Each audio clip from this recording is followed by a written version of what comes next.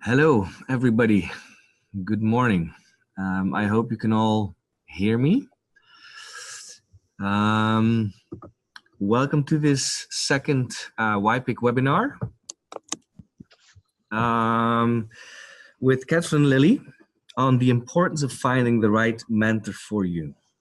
Before we get started, I wanted to introduce YPIC or YPIC.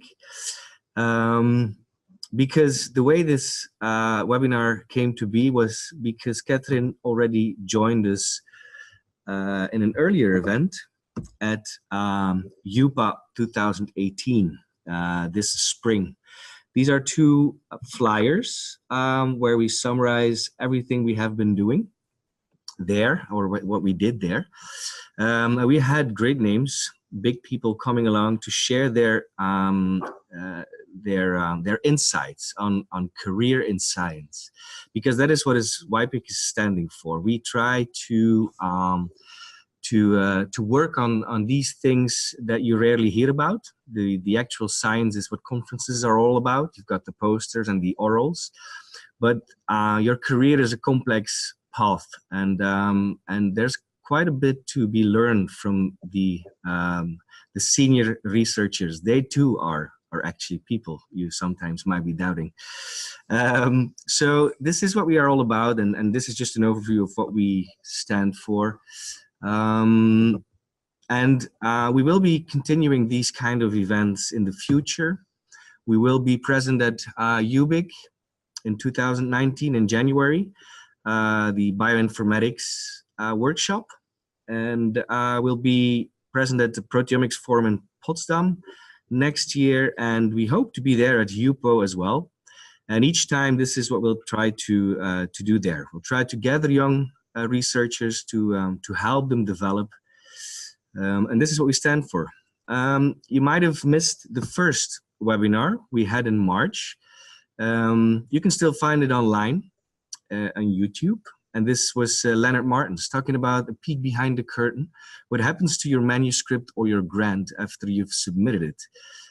Again, something I think many people don't know much about, because we are not editors, we are not the ones doing the grants. So very, very interesting talk from his side. And we will be recording this one as well. We are recording this one, and we will put it on YouTube as well for others to see later on. So if you want to get in touch with us, we try to be there at all the conventional places like Facebook, LinkedIn, and Twitter. We have a little spot at the YPA website where you can see what we are up to. And you can always think along. So that's why, that's again something we really stand for, is we want to hear you. We want to hear what it is that interests you. So you can fill out our survey to help, organize new events. Also, make sure to check out the challenge we're having. This is the second challenge, wherein we have basically expressed an English sentence in E. coli, and we wonder if anybody can decipher it. It's not an easy challenge, but it's really worth a try. And so this webinar also has a survey that comes along with it, wherein we try to understand how the junior-senior relationships are in Europe, how well or bad they are, and we hope to use your answers to maybe, who knows, one day make a change, or at least communicate to people on what problems or potential problems are in science. Hopefully you can just all fill out that you have an amazing mentor and supervisor, and that there's nothing wrong. But probably that's not always the case. And that's why Kathryn also wanted to share her insights. At YPA, she told us about her very atypical career path. And indeed, that is why she's probably best suited to tell you about how things are not always that straightforward, although sometimes people might give you the feeling that they are doing very well. I think everybody is having trouble, and it's very important to have a mentor. Just before we start, I have some very small technical announcements. So you can all preferably stay mute during this. It's not a true webinar setting we've set up in Zoom here. This is more of a web meeting, but you can ask your questions through chat to this guy named Anonymous Questions. He will forward the questions so that I can discuss them later on with Kathryn. So I'll be communicating them out loud. You can choose whether or not to keep your camera on. And like I mentioned, this is all being recorded for YouTube afterwards so that people can look back at it. I think I've said the most important things as an introduction, and I would like to leave the floor to Kathryn now. Okay, right. Thank you very much. So good morning, everybody. It's morning our time. My name is Kathryn Lilley. I'm a group leader in the biochemistry department at the University of Cambridge. I've been around for a long time, which is a nice way of saying that I'm getting a bit older. And until quite recently, I've found it very difficult to find the right mentor. I think mentoring and supervising are some of the most important aspects of our jobs. And I just want to share with you a few slides and a few anecdotes of really how I've come to eventually find my right mentor. Now, if you're listening to this, the chances are that you're wanting to do breakthrough science. I assume that you're proteomics people, and what you're wanting to do is to have a career in science. Now, that career may be in academia, that career may be in industry, it's hard to tell. But whatever, you are going to progress through your careers, and you need to acquire a set of skills, not only as scientists, but as communicators and people who can supervise, but also be supervised. So to be a scientist, you need a good question, you need a lot of support, you need a strong will and passion, and you need lots of luck. However good we are and however good our institutions are, you're still going to need an element of luck to really make it as a successful scientist. That you can't do much about. There are people that say you can make your own luck, but you can certainly do something about having a good question, getting lots of support, and maintaining your passion for science as you progress as a scientist through your career. You're also going to need to have some imagination. You've got to be confident in your abilities. You've got to be a good communicator, and you've got to be able to spot good collaborators. These days, our research is rarely done in isolation. We work as part of a much bigger team, and therefore you've got to be able to collaborate and communicate with that team. You also need to know when to quit. And what I mean by that is that many of us will have brilliant ideas of what we should be doing as scientists, but our experiments might not work. Maybe that the area that we're in is very competitive. And I think one of the biggest skills is knowing when to give up. You don't count this as failure, but when to knock it on the head and decide to do something else. And that something else may be another set of experiments. It may even be another position somewhere else or in a different lab. But whatever, to enable you to do this, you need to be able to communicate either with your supervisor, but also often with an independent mentor. So you need lots of advice along the way in your career, and you need, importantly, to know where to find that. So here is a career in science. This could be my career, it could be your career, it could be many people's career, but this is how I think it starts off. So you're very happy to begin with, the start of your career, everything's so cool, you've got great imagination, and what could possibly go wrong? But eventually something does go wrong. Perhaps your experiments stop working, and then you start to feel a bit more miserable. But then your experiments start working again, and you're all happy. You've done some fabulous work, you write a paper, only to find, before you submit it, you've been scooped, and here you are, a bit miserable again. But never mind, your paper's then accepted, and this is how it goes, so on and so forth. It's a roller coaster. Your equipment breaks down. your grant gets accepted, your grant gets rejected. So all of this is a roller coaster of emotion which accompanies scientific careers. Ultimately, one day you hope that you're going to retire, and perhaps then, you know, you'll have a long and happy retirement, who knows. But we've got to get through these peaks and troughs.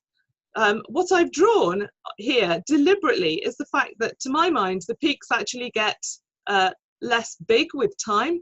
And in a way, that's because we could become more and more cynical as we go along. And for every great thing that happens in the lab, you know, sooner or later, there's going to be something which is going to upset you and make your working environment a bit more challenging. So I think as long as we accept that our careers are going to be a succession of peaks and troughs, then we can go forward in a direction, knowing that even if things aren't going so well, at some point they will pick up. So what keeps us going? What keeps us going through these troughs, particularly in your career, where perhaps your mass spectrometer's broken down, or your best ideas in a grant have been rejected? So we all have a passion. We wouldn't be here, you wouldn't be sat in front of your computers at the moment if you didn't have a thirst for knowledge. This is helped by a nice working environment and having friends at work, a supportive supervisor, having enough equipment and resources to carry out the experiments that you want to do. Your supportive institution should also be there to help you. It should be helping you with your career prospects. It should be fostering a good collaborative spirit. And there should be opportunities which are available for you in the form of presentations, so giving you experience of giving oral presentations, talks, perhaps at conferences, allowing you and facilitating you to write publications, allowing you to travel, because unless you travel around the place and attend conferences, your world can be very small. You need conferences to network, but also to expand your horizons. And hopefully that you'll have opportunities which will help you with your career, with your next position. So the question, you're going to have some sort of biological question. That question is really going to be something which is going to keep you going. It's got to be something which you're obsessed with to the point of it becoming a real obsession. It might be a biological question. It may be a technology that you're wanting to develop, and that's certainly true for a lot of people within the field of proteomics. Or it may be some informatics development. It may be some algorithm that you want to develop, or some software tool that will enable you to mine data more effectively. When you're thinking what this question is, the question should be answerable by the resources you have at hand. So it's no point wanting to do a vast amount of structural biology and cryo-EM for the proteins that you find interesting if you don't have those resources at your institution, or you can't find any collaborators who are likely to help you with this. Your idea has got to be fundable. None of us are in a position to carry out what we want to do without some sort of external funding. So your question and your topic has got to be something which either charities or research councils are going to find interesting, or if you're working in industry, your employers are going to find interesting. It's got to be novel. There's no point doing something that other people are doing or has been done before. And in many cases, it's got to be publishable, because we are judged to a greater or lesser extent by what we publish. So there's no point trying to research something if it's not going to lead to some form of publication. You've also got to be mindful of how crowded your field is. If you've got a lot of competition, that doesn't mean to say that you shouldn't do the experiments that you plan, but you've got to be mindful of what that competition is and what your position within the competition is. And following on from that, you need a good idea of what plan A is, but if plan A doesn't work, you need a plan B and a plan C, and so on and so forth. Things can go wrong. You could be scooped, your experiments might not work, your cells might die. You always need another plan up your sleeve, which you can easily pull out and start working on if plan A goes awry. So I want you all to think just for one moment about whether what you're working on is hypothesis driven or hypothesis generating. And this can be very important, particularly when you're getting your ideas funded, whether what you're doing is a hypothesis driven, so you've got a biological question possibly you're using existing tools to answer that, or if you are hypothesis generating. Now, in proteomics, often we're doing the latter. We're carrying out studies, looking at changes in the global proteome, which may well be giving us then a hypothesis to test, to validate. So we want to know what the difference in protein expression is between two different conditions. We may well not have any preconceived idea of what the answer will be, but what we're hoping is the results, and when we've analysed them, will give us new hypotheses to test. So I think for young researchers, it's quite tricky at times to work out and distinguish between these two eventualities. Is what you're doing hypothesis-driven research, or is it hypothesis generating? So I've talked already about the importance of supervision. So supervision is two-way traffic. It should be very successful. It should enable you. It should not hold you back. So I chose off the internet 2 images of a bad supervision experience and a good supervision experience. Supervising shouldn't be about being told what to do. Supervising should be the right-hand panel, sitting down with your supervisor and having a discussion about what it is that you do. So I've drawn a series of boxes which is supposed to depict the hierarchical establishments within a lab. So you may have the principal investigator, the group leader, that's the box on top. You may have a series of more senior researchers in the lab who are more experienced. You may have a series of more junior researchers who are there largely to be taught what to do. So you could be the purple box. So the purple box perhaps is a senior technician, a senior researcher, a senior postdoctoral researcher who themselves may be supervising someone more junior. They may be exchanging ideas with their peers. So this is the arrow to the left of the purple box. But these people will probably be more self-sufficient, know what they're doing, and maybe just once in a while they'll report back to the group leader to say what they've been doing. You may be more junior. You may be the orange box. So here, as you gain experience, you may well be starting to teach other more junior people in your lab what to do, but you'll be receiving probably more supervision, either from more senior members of your lab and or the group leader themselves. So are you part of a bigger team? And I want you just to think where you are in that team. How much supervising do you do? And how much supervising do you receive? And who do you receive it from? Maybe you've got multiple different supervisors. You may have a co-principal investigator, or your other supervisors may be more senior members within your lab. But just think, at the moment, in your situation, wherever you are you a purple box, or are you an orange box, or indeed, are you the box on the top? Are you the person that directs the research in the lab?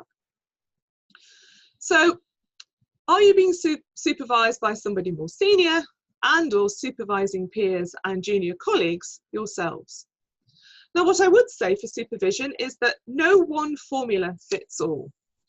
So every lab is different, and you are probably very different from everybody else that's in your lab. So supervising really needs to be tailored to the individual. How often should you be supervised? Well, supervision is very fluid. You'll need different levels of supervision at different points in your career, but also probably in different parts of your experimentation. Perhaps when you're planning an experiment, you're going to spend a lot of time discussing what that experiment will be with your colleagues and your supervisor. Maybe whilst you're doing the experiments, you don't see your supervisor very much, whoever they may be. But once you've got results, and perhaps when you're writing manuscripts, then you may need more supervision.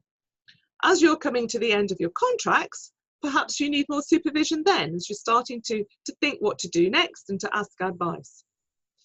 When you are being supervised, whether it is by a senior colleague or your group head, it's important for you to share your data. Don't get into a situation where you're very secretive about your data, you're worried about sharing it with people.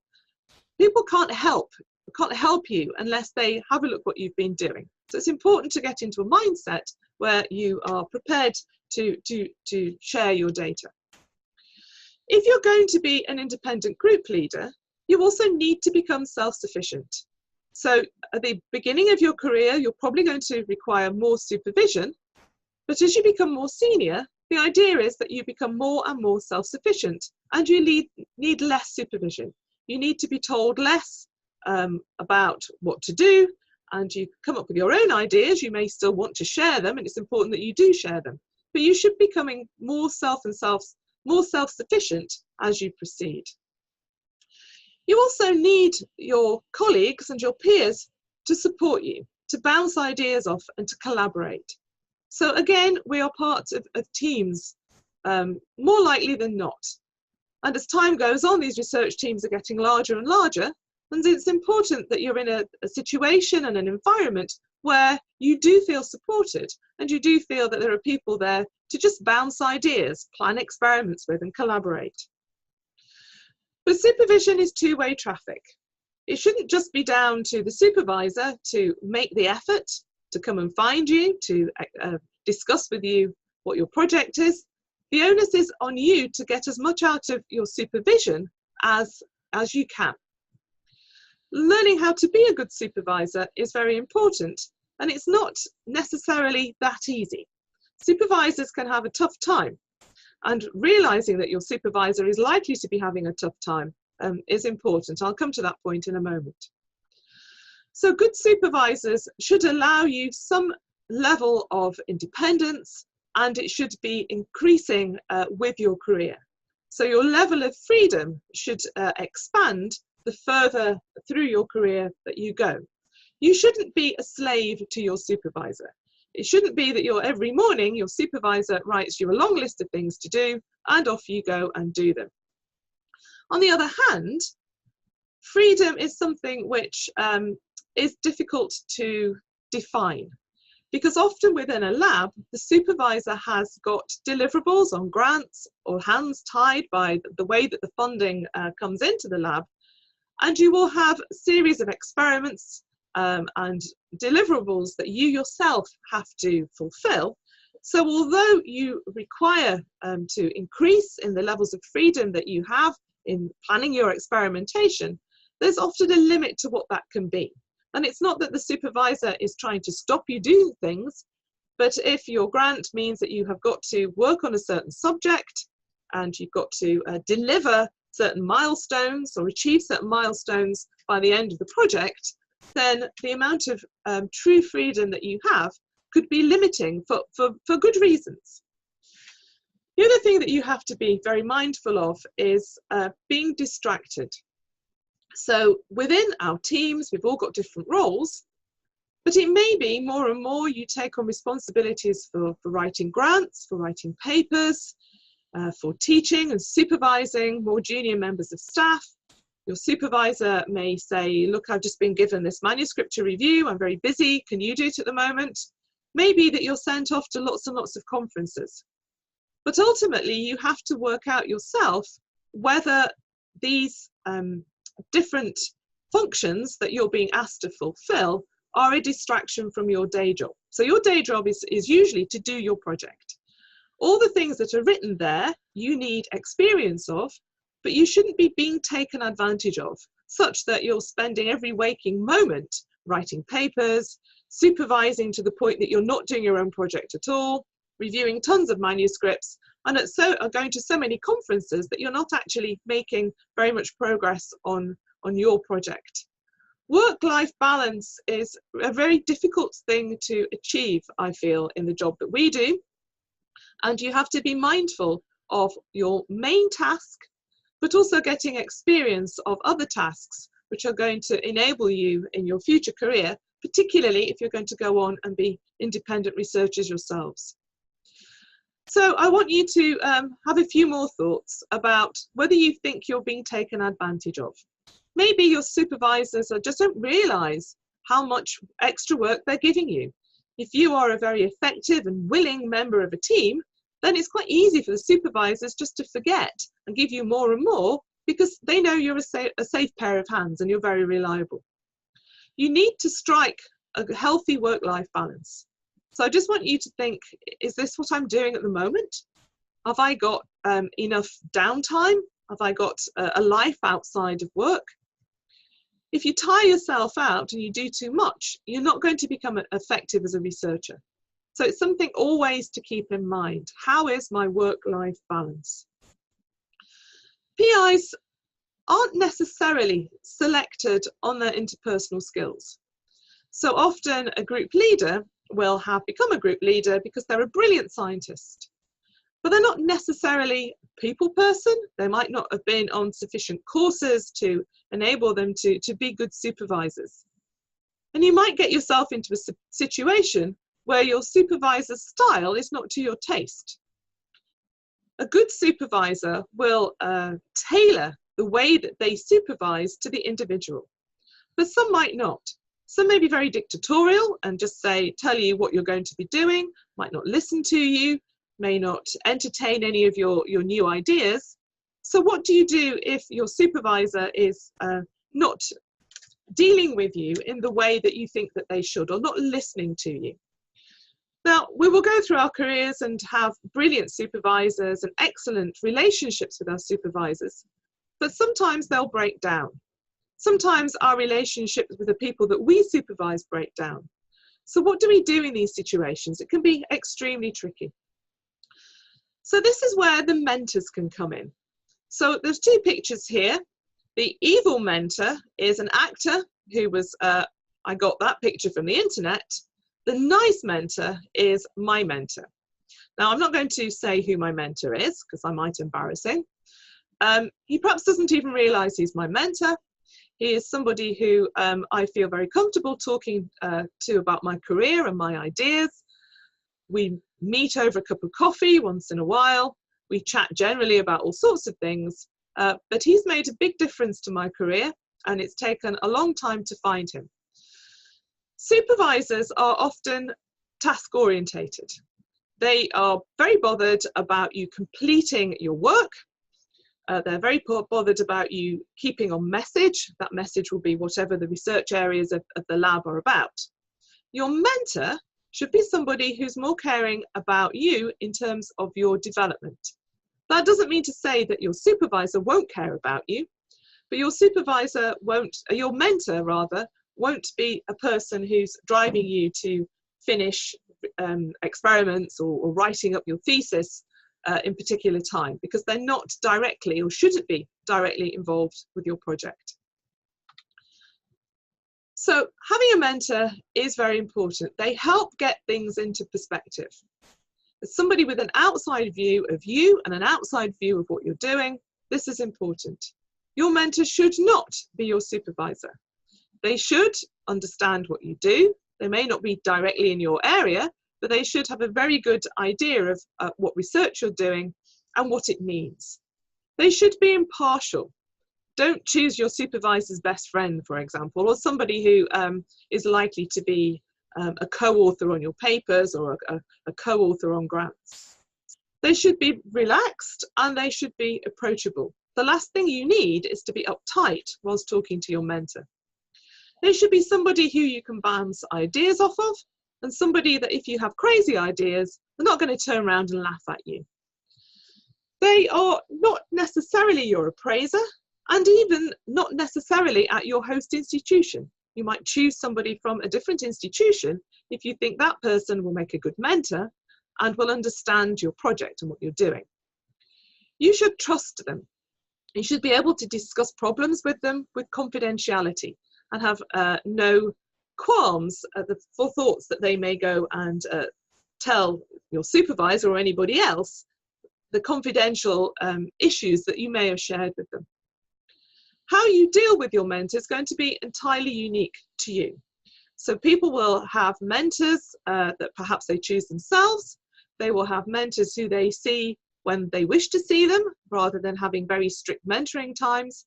Maybe there are times of your career where mentoring is more important than others. So it's going to be very unique to you. So have you got a mentor? Think about this. Did you choose them, or were they chosen for you? If you don't have a mentor, can you think of somebody who you know who you think would be a good mentor? So in conclusion, in many ways, scientists are spoilt.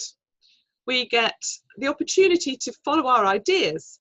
In other walks of life, people don't do this. We've got the opportunity to be inventive, innovative in what we do. We get the opportunity to work with amazing colleagues in fantastic places. So we are spoilt. But doing experiments and having ideas is just one very small part, to some extent, of what we do. We work in a team, and sometimes it's harder to maintain a working environment which is healthy than it is to think up ideas and carry out experiments. So I want you to go off and enjoy yourselves and enjoy your science, because you really are in a wonderful, you should be in a wonderful environment. You should be able to follow your dreams, have great ideas, and feel supported to follow those ideas. So that's all I want to say. I think I now hand back to Martin. And thank you very much for your attention. And I'm sure that some of you will have questions, which I think Martin is now going to talk to me about. Yes, Kathryn, thank you very much for this very nice webinar. It's nice to hear that what we all feel actually turns out to be normal. And I'm glad you also briefly touched on the supervisor's point of view, that they too sometimes have their hands tied, as you said. So that it's very important to just communicate back and forth. So that's I think, for me, the take-home message. I'll try to translate a few of the questions we got. Let's see where I can start off. Well, maybe the first question here is supervising. It doesn't, according to your slides, it doesn't start with the more senior function. Some people were assuming that becoming a postdoc is the point where you start supervising. Would you argue against that? Absolutely. I think you start supervising the day you walk into a lab. As soon as you know something that other people don't know, maybe that when you teach them to carry out a particular experiment or technique, although it's a very small amount of supervision, you're still supervising, you're still making use of or learning supervisory skills. So we think of the supervisor as being the boss or the postdoc that tells us what to do, but actually I would argue that whenever you're interacting with somebody and teaching them and listening to them, you are there in a supervisory capacity. So all the rules of supervision apply whether you're teaching somebody how to use a mass spectrometer or whether you're supervising the direction of somebody's project. I suppose it depends on your definition of the word supervisor. But I think a lot of the skills involved in learning how to be a supervisor, we start the day that we teach somebody to use a piece of equipment. I like that angle very much. Another question here is, you mentioned it's important to know how to spot good collaborators. But is that something you can already start doing as a junior, as a PhD student? I think you probably witness how collaborators behave early on. Whether you have the capacity to acquire new collaborators or even break a collaboration is going to come more with seniority. But good collaborators are people who will share, people who are interested in what you're doing, people who are not going to run off and steal your ideas, people who will, if you're writing a paper or a manuscript, that the collaborators, if you need input, will actually do the job and won't just leave everything to you. So I think it's, again, the first day that you step into a lab, all these events are going on around you. And you need to keep your eyes open because you're learning on the job. I mean, this is what being a researcher is all about. We may go to lectures, we may have tutorials and courses on this, that, and the other, but actually day to day, we're picking up a lot of skills which are going to stand us in good stead later in our careers. So I think it's never too soon to work out what makes a good collaborator. You'll see collaborators in action. You'll see how your peers and your supervisors deal with them. So I think you learn those skills gradually with time. Mm-hmm. Another, I think, very interesting question is, do you think that for a mentor, it's very important to have face-to-face time, or would it be possible to have a mentor on the opposite end of the planet that that you can only email through? Would that be enough, you think? Depends on you and the level of mentoring you need. I think maybe that you need multiple mentors, certainly different mentors at different times of your career. If you feel that you can communicate with them adequately, then it doesn't really matter how you communicate. It's better to have somebody who is a good mentor rather than choosing somebody who's nearby simply because it's convenient to have face-to-face meetings. Yeah. Well, maybe in line with this, you also mentioned the emotional roller coaster. The same thing holds for the mentoring. These are all things we're now discussing from an academic point of view. Do you have any idea or feel about how different this career and this importance of mentoring would be in other jobs? I have no personal experience with anything other than academia, but I imagine if you are in industry or you go and work for a manufacturer, whatever we do, it's a roller coaster. There's going to be some times where you feel really good about your job and about yourself. There'll be other times where things go wrong. Could be outside work, things go wrong to do with your home life. And I think everybody requires, very few people I think would not require a mentor. It always is good to have an outside point of view, whatever your career path is. Yeah. Well, on the supervising part, then going back, I think this one is from a more senior attendee. Did you never get afraid that in the end you would be doing nothing but supervising and delegating? Isn't that what becoming a professor is all about? Is there still some room for your own experimental work? For me, I think my lab would pale if I put a lab coat on and walked into the lab and headed for the buffers. They really would, because you soon get out of the habit. I think it's important for supervisors to know what is involved with the experiments that are being carried out in their lab. So if something takes a long time or is tricky, the supervisor should be sympathetic to that and not say, right, I think you should go off and do this experiment. I'm expecting you to turn up next week with the results. Thank you very much.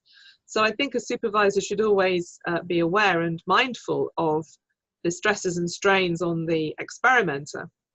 But as we become more senior, we have to attend meetings. We're usually the people who are writing the majority of the grants. We may not be writing the manuscripts from first principles, but we'll be having discussions about what the manuscript should be, and we will be reading through them, amending them, adding sections. So with time, you become more divorced, I suppose, from generating the data. Hopefully you still have time to review the data because that's very important. Mm-hmm. But I think it is the changing role in our career that we become more and more desk bound, either because we've got large groups and we are supervising them and we should be supervising them, or that we're away at meetings, giving talks, grant panels and so on and so forth. Mm-hmm. If you are the type of person who wishes to always be hands-on, then that becomes more difficult and you may have to make different career choices. If you want to be the person who's in the lab every day doing the experiments, then that might colour your career choices further down the line. Yeah, makes sense. And I'm very happy that you make this very clear distinction between supervision and mentoring, but still a question came in that asking if there is really any issue if your boss and mentor are the same person. Is it possible that this ever could be the same, or is there definitely going to be problems when this is? I think supervisors often take on mentoring roles. Mm-hmm. So when you think about career choices and what you're going to do next. For example, you probably want to talk to your supervisor, depending on who your supervisor is. But I think it's important to have somebody else as well, just to give you a perspective that you're not going to get from your supervisor. Your supervisor and you and the rest of your colleagues within your lab are too close to one another. And I firmly believe that everybody with time needs an independent person who they go and chat to. And to find the right mentor really can take a long time. For me, it took decades to find a mentor. But I think it is important to have just somebody who you can talk about what you're doing, talk about what's going to happen to you next. So I think it is important to have this independent person. Well, maybe you only need to see them once in a blue moon. Mm-hmm. But having somebody who you know that you can talk to, I think is very important for when things go wrong. I'm not saying things go wrong all the time in our careers, but sometimes they do. And to know where to go and find somebody else who's going to give you an independent view of what you're doing, I think is very, very important. Well, yeah, based on what you're saying, another question just pops in, asking if you have identified this potential mentor, how should you approach the person? By a regular contact, or asking specific questions, or yeah, how would you go about if you find this person? I think some departments and institutes will have mentoring schemes. Certainly here we have for independent researchers, particularly new ones, mentors are found for them. But actually matching the right person or the right two people together can be tricky. So if you find somebody that you think would be great to talk to about either some bit of your research or what you're going to do next, or issues that you might have in the lab, then I think drop them an email, say, could we meet up? I hope you don't mind, but I'd just like to talk about a few things which are happening at the moment. Shouldn't take very long. I bribe my mentor with coffee, often works, cake, chocolate, whatever it takes, but just make an informal contact with them and see if they've got time. Now, generally, people are very busy, so you don't want to meet with your mentor on a daily basis, and you don't need largely to meet with them that frequently. But I think just drop somebody an informal email saying, can we have a quick chat? And then establish whether you feel comfortable with them, whether they feel comfortable with you, and if they'd mind once in a while just having a quick chat with you. And it's down to you really to work out the frequency of these meetings. Okay, well, then I think we've covered, I think, all the questions we got. That leaves me to thank you very much for this inspiring talk. It's really nice to hear that it's probably a hard quest or something hard to find this mentor, but that it's important that you will find it if you pursue, most probably. And yeah, I think we had a lot of inspiring thoughts, and I will leave the webinar here just saying that we will continue doing these things. We feel it's very important, and we see from the views and the attendance of these webinars that many young scientists are really interested in these subjects. So we hope to keep on doing this on a very regular basis. And so we hope to see you all back on the next webinar, which will be promoted soon, I imagine. So thank you, Kathryn, again, and hope to see you all later. Goodbye. Bye.